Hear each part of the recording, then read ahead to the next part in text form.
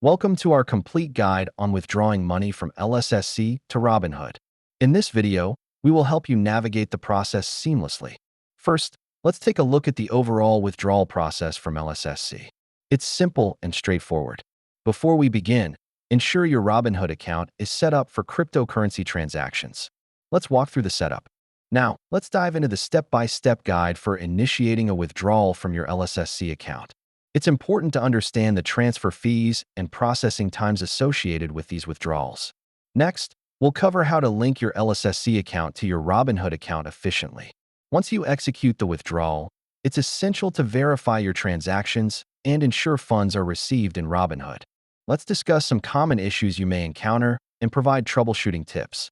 To ensure your transactions are secure, here are some best practices to follow. In conclusion, cashing out to Robinhood can be an easy process with the right steps. Thank you for watching.